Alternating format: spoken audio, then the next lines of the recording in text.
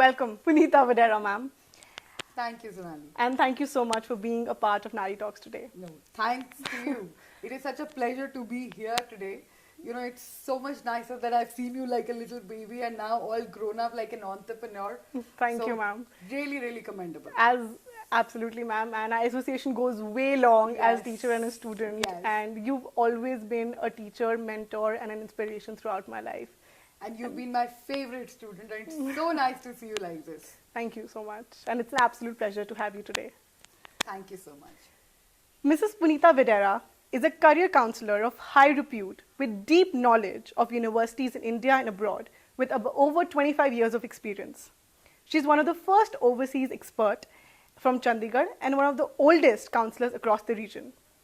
She was the vice president and a founding member of EduVelocity Global Counseling LLP and was instrumental in setting up their counseling department and setting up systems for students' admissions overseas. In 2009, she founded her own counseling firm, EduSensei, and this endeavor included setting up systems for skill life development, profile building, and the entire process of obtaining admissions to the best fit universities for students. She also is instrumental in bringing a lot of universities to India and helping them understand the Indian education culture. She has placed more than 1,000 students across the best fit universities in the world like Stanford, CMU, Wharton, University of Toronto, UBC, King's, LSE, etc. The company also has its own NGO, Sathi, a book club by Austin and Ashita, a research club, and an MUN club. Wow, ma'am, that's such great achievements. Welcome once again. Thank you, Sonali. Ma'am, with colleges and universities shutting down increasingly across the globe, there has been concern about the future of international student recruitments. International student recruiters have faced global political crisis, economic crisis, starting from the East Asian crisis of 1997, the SARS crisis of 2003, and other global events, and they've been able to navigate, these waters. But COVID-19 presents some unique challenges, and this is something the world has never seen before. How do you think the higher education system has changed, and what do you think is the future of international recruitment? So yeah, you're right. I mean, the world has never kind of faced this kind of pandemic, and we are not really equipped to handle this kind of management of, no travel, that students don't have physical classes anymore. It is something which is very new, and I'm sure it's going to change the face of international education and higher education forever. It can be for the better, it can be for the worse, but right now everybody is watching. We are not really sure how it's going to change, but for sure there will be more productivity in the future. Okay. We are all trying to understand this pandemic, how we are going to deal with it. And there are a lot of good things happening and there are a lot of bad things happening. But how is it going to change the face forever? I think all of us are really, really waiting and judging. We will be very clear by 2021 that how it has affected everybody. So, ma'am, a lot of studies have suggested that coronavirus has had very significant and a very negative impact on the international student mobility. QS report, which is an education agency for university rankings, just released a report with the title Indian Student Mobility 2020, and which states that over 50% of students have actually changed their study abroad plans. And two of the primary concerns were safety and employment opportunities. Do you think this is a short-term phenomena where students are opting Indian education or, deferring years, for their overseas education, or do you think it will be a long-term trend that we'll see in the future? So I agree that right now everybody is taking a break, but I don't think the trend is going to go away. The reason for that is very simple, that India as a country doesn't have the infrastructure to support so many youngsters for higher education. Okay. So India as a country still has either the number one tier universities like Delhi University, Mumbai University, or we don't have any other universities where the high standing student of India can go. So I don't think it is going to change in the future till the time we don't have those multiple options available in the country, which right now I don't really see. The trend can only change once we invest so much money in our higher education and we kind of give them that kind of knowledge, that kind of infrastructure, which we are not able to give right now. So because of that, I don't think the trend is going to change. Yes, everybody's taking a break right now. Okay. We are all watching, but I don't think the trend of Indians going abroad is ever going to change. Okay. In fact, it is quite possible that it will accelerate the entire process, because now we know that India as a country, we are not equipped to take care of our own online classes. There are a lot of other problems and issues which are coming up. So it can also speeden up the process. I have a Okay. lot of students who are coming now who never wanted to leave India, and now they want to go abroad. You're seeing a Because- reverse trend. Yes, yes. So I also see the trend where people are taking a break, but I don't see the trend where people are not going abroad. Everybody wants to get out now. But yes, right now everything is on a break mode where people are watching that how the policies will change, how Okay. the political scenario will change, how the governments are going to change, how the visa is going to change. But I think the trend is going to continue. Ma'am, do you see a change in the selection criteria by students when choosing universities? Earlier, it used to be based on university rankings and other attributes in the university. But now, due to this pandemic and how the entire education system has changed, do you think there's a change in the selection criteria? Yeah, I definitely think that students are more aware, and maybe the pandemic is going to get a lot of financial issues for a lot of parents and a lot of families. I think they are more aware of the fact that how many dollars are they spending now, Okay. which is I think a good trend. So getting into a highly ranked university and spending like $70,000 just on online education, I think people are more aware, and they're shifting to universities which are more safer, and Okay. the tuition fee is a little bit less. They're public universities, they're highly ranked, but at the same time they are giving a lot of financial aid as well. Okay. So they're more conscious about the return on investment. So, Right. which is a good thing, that everybody should look at their return on investment. If you're paying a certain amount of dollar, then you should also get something in return. So I hope that it'll change, that instead of just chasing the big names, we will be chasing quality education, and that quality education can be in a public university, or it can be in a private university as well. Right. Ma'am, what are the steps universities or institutions are taking to ensure one, mobility, safety for students, and elevating all the other concerns that they have now?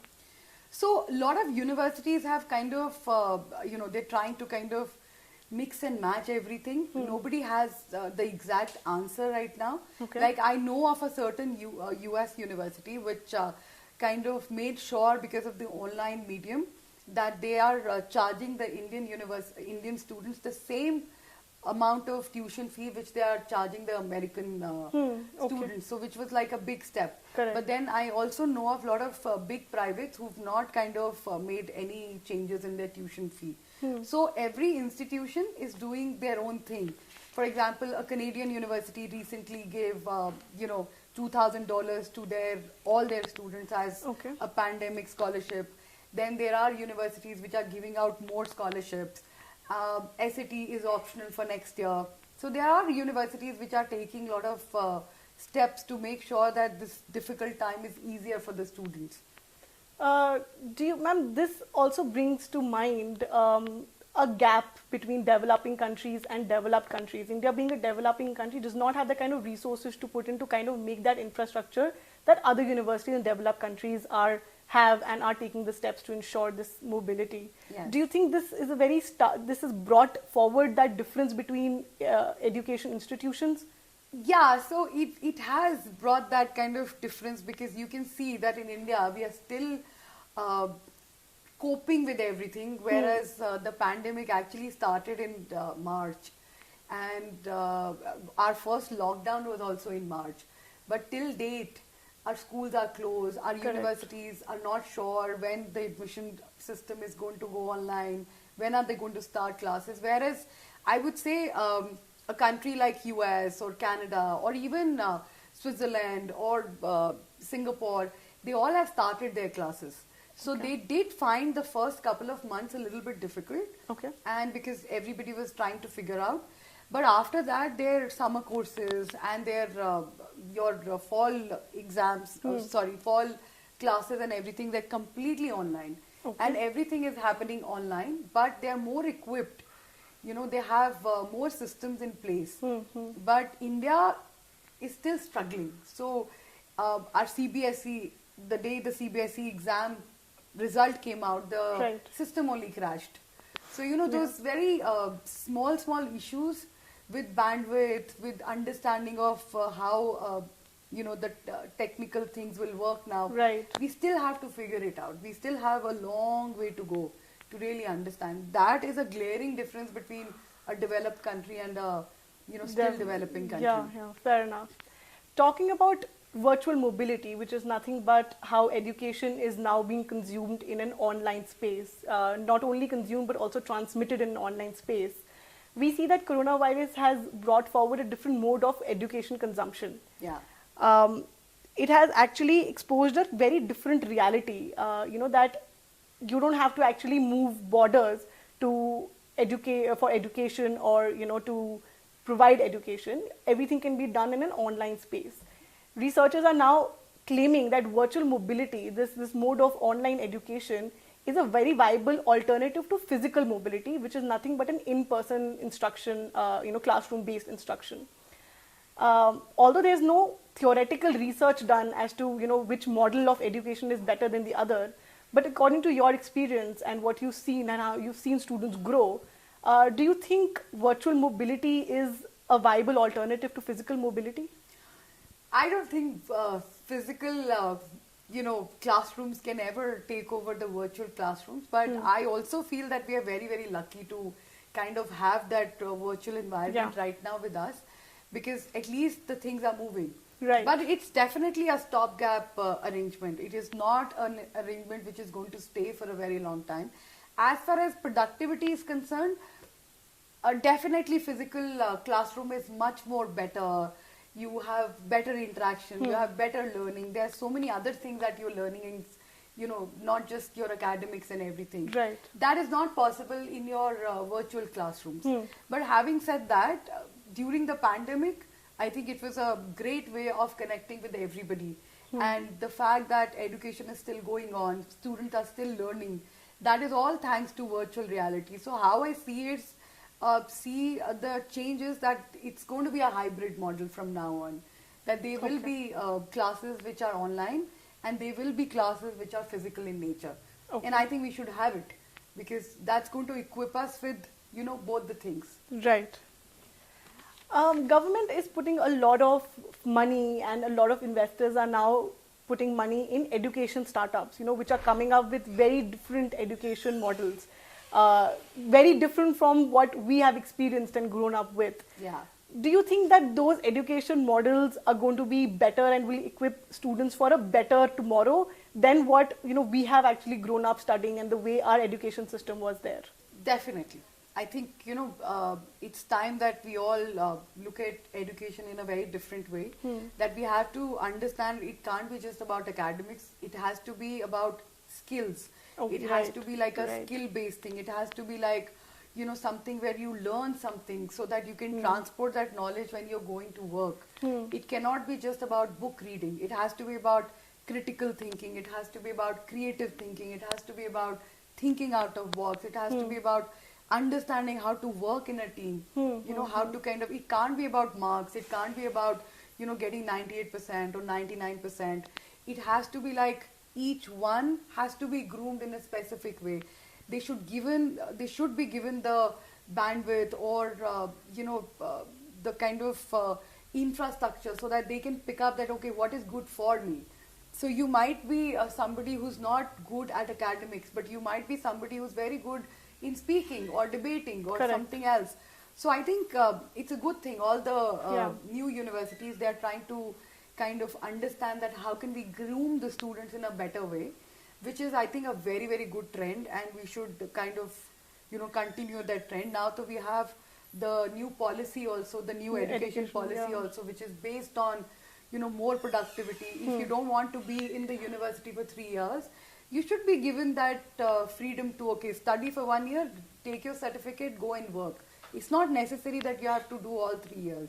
Right. So those changes are definitely welcome, but I would also like to see them in reality. This is just a policy right now. yeah. We still have to implement it. But you definitely think that the new education Yes, policy yes. is a 100%. positive step forward. Absolutely. It's a very, very good positive step, and Right. I hope we are able to implement it nicely as well. Implementation is always the big Yeah, question in always India. the big question. Yeah. And the We big do have problem. good policies, it's the implementation which is Like a challenge. in pandemic. Yeah. It's the implementation which is Absolutely. becoming a problem. Absolutely. True. So, ma'am, we conducted a survey about 50 students from the age group of 16 to 22 who are thinking of going abroad, and we tried to understand some of the questions, common questions that they have, when they're thinking about overseas education. And I've picked about 3 questions that I want to share with you today. Okay. So, Gunjan Ahuja, she asks, what are the safest countries to apply for a degree in psychology? I would actually pose this question as, what are the safest countries for education at this point, ma'am? Not only for psychology, but for any degree, when safety is the biggest concern for parents and students. So I would say right now, the countries which are safer are the ones who've kind of taken care of pandemic. Like Canada is there, a little part of Europe is there, then your Australia is there, Yeah. your New Zealand is there, Singapore is there. But I'm sure that other countries are also going to be safer. Every university is kind of making sure that the students are safe, the campus is taken care of, you have a smaller class size now. So these are the countries where you can go. So there's a lot of outcry, everywhere, because universities have been charging the same amount of tuition, especially when they were shut down, and it's becoming difficult for parents and families to cope up with such a situation. Yeah, I definitely think, and I hope that universities will do something about it, and they will work on the tuition fee, because it is definitely not fair to, charge such a high tuition fee. Though I do see a ray of hope. There are universities which have given like more financial aid. Okay. There are universities which have kind of merged their domestic fee and their international fee into one. I know of this particular university, Iowa State University. Okay. They have charged all their international students the same fee, which is $5,000 for all their international students. So there are universities which are taking these, good Initiatives, steps. yeah. York University gave $2,000 blanket scholarship to all their students. Then there are universities like University of Guelph.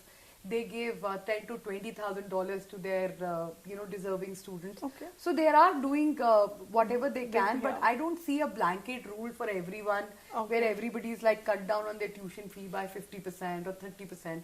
That has not happened, and hopefully that will happen in the future. Do you think there's a difference between public school, giving these initiatives more than a private school? Yeah, though private universities have more endowment, they have That's more true. money, Yeah. but public universities have been kinder than the private universities. Like Right. UC is very, very clear that they will not be kind of giving any financial aid, or they will be cutting down on their tuition fee. But hopefully, if Yeah. parents keep trying and everything, Right. and I'm sure universities also have their own reasons for not really, giving Right. them so much of tuition waiver, because they have to maintain the, the Infrastructure salaries, and all of that, the yeah. infrastructure and everything. But I'm sure, they will find a way. Right, right. So our last participant, Asmita Singh, she asks, she's in the middle of, deciding between Indian universities and overseas universities, and she wanted to understand the difference between an Indian education system versus a foreign education system. What do you suggest? So, Indian education is more based on rote learning. Okay. It is still about, learning and then giving exams and, kind of whatever you have learned over the year, you just kind of write down one day and that's it. Right. So, though there are a lot of universities like Ashoka, Kriya, which are kind of changing the scenario, and their systems are a little bit, better and different. But abroad, it is not like that. It is about continuous evaluation of what are you learning every day. It is not based on that a student will learn throughout the year and then one day will vomit that information and will Right. be given grades and marks. So I think it is a much better way. And plus they pick up, every student is supposed to pick up a job and go participate in a club, do Right. some other activities and take care of the academics. Correct. And work with a professor, Yeah. be a research scholar, be a teaching assistant. So there is so much happening during those 3-4 years that is like something which is very commendable. Whereas in Indian universities, you will see the trend that the child is extremely, extremely, sporty, is doing debates and declamations till grade 9th. And after grade 9th, it's like a steep downfall. They don't understand that is a time you have to build up your CV, you have to build up your profile. So it's quite strange to kind of see that trend. And in universities, they are not working at all. So there are kids who are very self-motivated, Right. but the system is not really helping them. Do you see this trend changing for Indian universities? It should change, or they will not have any more students, because Indian students are by far the best students in the world. Correct. They're very smart, Yeah. and they're full of energy. They're very, very, not only just intelligent, they're very creative, very high critical thinkers. So if we are not going to have universities which are going to enhance these skill sets, then naturally they will find a way out. And that is why most of them are opting to go abroad now. Right. In a way, we are actually losing the best minds, Yes. the best resources. Yes. Because they're going abroad, they're settling abroad, and they're Yes. contributing to their economies versus India. Because we don't have the infrastructure right now. Right. If we have the infrastructure, nobody will go outside. Right. The reason that they're going outside is not because they want to kind of do the brain drain thing or because they enjoy going out. It's because they don't have the infrastructure. We don't have the infrastructure in India right now to kind of take care of that kind of potential. I've seen that kids who go out with 70%, and do extremely well when they come back to India, and kids who had 98, 99% went to these very, very good colleges but then did nothing. Because they lost on that, they did lose on that skill set thing in those 4 years. Look at Right. yourself. You are an entrepreneur in like 4 years. So it doesn't really work that way. You have to take the best brain and you have to work for that best brain. You also have to take the responsibility of grooming that best brain. You Right. can't say that, okay, the bar is very, very high, 98, 99%, but you have the 99%, now what? Now what? Yeah. There probably the admission criteria are much more relaxed. Okay. They will take you at 70, 75% also. Okay. But they will make you work now. You can't get out till the time you don't meet Yeah. that bar. Yeah. Whereas in India, it is the other way around. You will set the bar at 99%, and once they come in, now there is no infrastructure to support that 99%. Okay. So that is something that we need to change. Ma'am, you mentioned that post grade 9, a student is generally, he or she loses touch with sports and other extracurriculars that they were involved in before 9th. So what is the right age for a student to, start preparing for their overseas education or for any sort of education? So I would say as early as, grade 8th and 9th. Okay. But 9th is a very, very crucial time. That is a time where, you start to kind of understand the world, you start to connect with the world, and you start to really understand yourself. So there is more self-awareness. So 9th, 10th, 11th, 12th plays a very crucial role in anybody's life. These are like high school years. Right. And you have to participate in a lot of activities. You have to kind of try out a lot of things. You're not supposed to drop things. You're supposed to make a very aggressive timetable for yourself. You have to kind of work on your productivity, because that is going to lay the foundation for your university years. Right. So university is not a cakewalk. It is a time where you kind of understand, okay, this is what I have discovered about myself in 9th, 10th, 11th, 12th grade. Right. And this is what I'm going to do. And probably work for your specialization, for your masters or anything like that. I've seen so many engineering students leaving engineering after 4 years. Clearly, they did not understand that why have they taken engineering and clearly wasted somebody else's seat. So those mistakes will not happen. Doctors leaving their studies in between or finishing their MBBS and then going and doing their IS exam. Right. Yeah, they are intelligent, of course, but it's not the right thing to do. You've just wasted Those years of your those life. years, Yeah. and also you wasted an MBBS degree or that Right. seat which could have gone to somebody else, and the country needs the doctor. Correct. But this is a very bad trend, doctors turning IS officers or engineers turning into, MBAs. You should have done BBA in the first place. Right. So those trends, I think, though I know kids change their streams, after a few years, but this is a typical Indian behavior that you discover when you are in a professional college that this is not what I wanted. Right. So it is much better to kind of discover all these things way before. Ma'am, liberal arts education has just started coming in India. Do you think for students who are unsure even after grade 12, that is the right stream they should choose, a liberal arts education? So liberal arts education is like a mindset. Some kids have it and some kids don't. So if you're a science student, some amount of liberal arts education is anyway going to be helpful to you in your career. So yeah, liberal arts is coming up in India in a major way now. Yeah. I think we are more open to it now. Right. We understand that subjects like economics, political science, sociology, psychology, these are not, just closed subjects, or these are not subjects meant for people who were like below average or something like that. So I think India is still waking up to that trend. Right.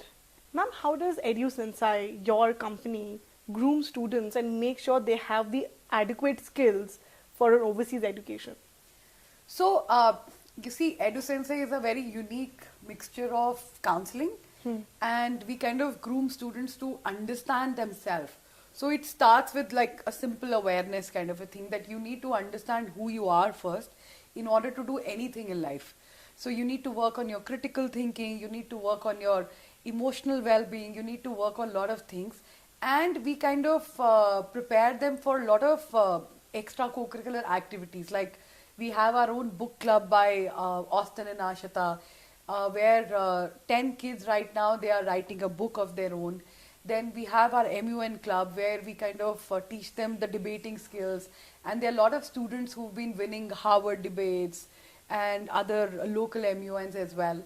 Then we have our own Sathi NGO where we kind of teach them that how can they help the underprivileged, how can they kind of get involved with the community work. So this is one part where we kind of build their profile.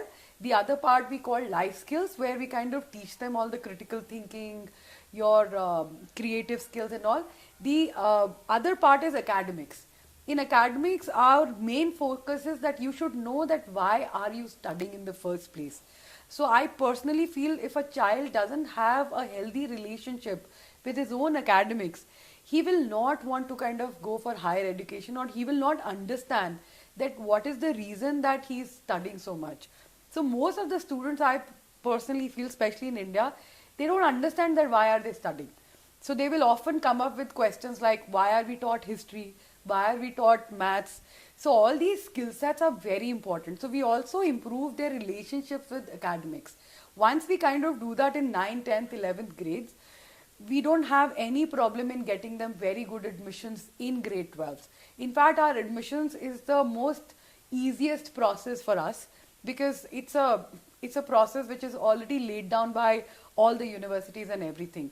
9th, 10th, 11th is the time when we kind of build them up, which is very, very difficult for all of us, because we work as a team, we are changing mindsets, we are ensuring that they unlearn a lot of things.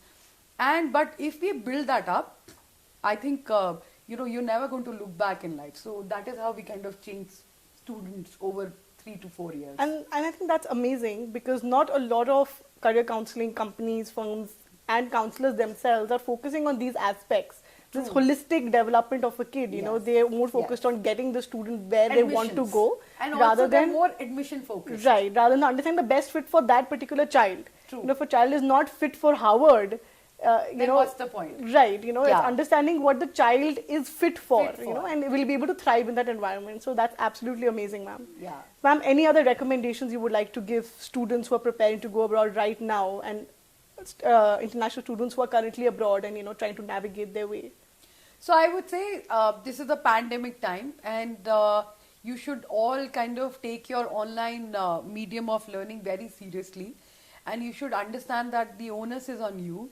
The initiative is on you. You have to make sure that you're attending the classes regularly, that you're in touch with your professors, that you're writing emails to them. for Indian students, I would say this is the time to really understand that this is the time to kind of, endorse technology now. Understand that when you're doing online learning, you're not supposed to be sitting on a bed. You're supposed to give it as much respect as you will kind of give a teacher in the classroom. So a lot of issues are coming up where kids are not serious anymore. The cameras are off, or they're doing something else, or they're playing some game on the phone, and the classes are going on. I want to tell all of them that it's very, very crucial that you kind of develop a very healthy relationship with studies. This is not the time to kind of, while away your time. This is the time to understand what are the other skill sets that you can develop. Maybe read a book, write the synopsis of the book, do something which is creative, maybe pick up painting, learn a new language, but develop your skill sets. Also develop your leadership activities now. There are so many good MUNs which are happening online. There are so many debates which are happening online. You can participate in those. There are so many internship opportunities which are coming up now. You can participate in those. So the world has become like a very, very small place because of the online learning thing. And we should take advantage of that.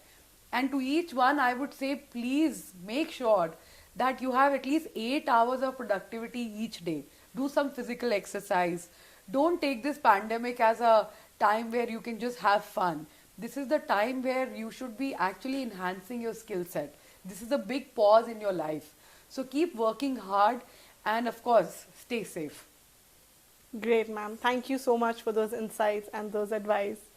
And thank you for coming on this session today with Nari Talks. We've reached the end of today's time. And thank you so much, ma'am.